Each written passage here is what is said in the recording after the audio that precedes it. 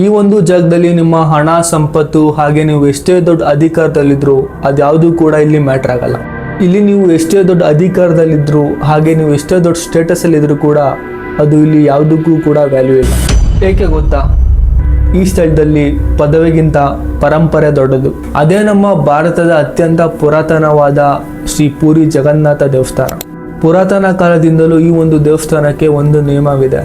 ಆ ಒಂದು ನಿಯಮ ಇನ್ನೂ ಕೂಡ ಮೀರಿಲ್ಲ. ಆ ನಿಯಮ ಏನಂದ್ರೆ, ಈ ದೇವಸ್ಥಾನದ ಒಳಗೆ ಕೇವಲ ಹಿಂದೂಗಳಿಗೆ ಮಾತ್ರ ಪ್ರವೇಶ. ನೀವು ಎಷ್ಟೇ ಒಂದು ದೊಡ್ಡ ಅಧಿಕಾರದಲ್ಲಿದ್ರೂ ಕೂಡ ಹಾಗೆ ನೀವು ಎಷ್ಟೇ ದೊಡ್ಡ ಸ್ಥಾನದಲ್ಲಿದ್ರೂ ಕೂಡ ನಿಮ್ಮ ಒಂದು ಪ್ರವೇಶ ಕೇವಲ ದೇವಸ್ಥಾನದ ಬಾಗಿಲಿನವರೆಗೂ ಮಾತ್ರ.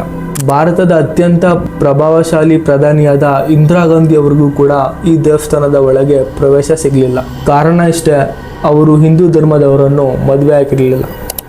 ಒಂದು ಕಡೆ ಅವರು ಭಾರತದ ಪ್ರಧಾನಿಯಾಗಿದ್ದರು, ಇನ್ನೊಂದು ಕಡೆ ದೇವಸ್ಥಾನವು ತುಂಬ ಕಠಿಣವಾದ ನಿರ್ಬಂಧನೆಗಳನ್ನು ಹೇರಿತ್ತು. ಆದರೆ ಈಗಲೂ ಕೂಡ ದೈವಿಕ ಶಕ್ತಿ ಮತ್ತು ವಿಧಿವಿಧಾನಗಳನ್ನು ಈಗಲೂ ಕೂಡ ಮೀರಿಲ್ಲ.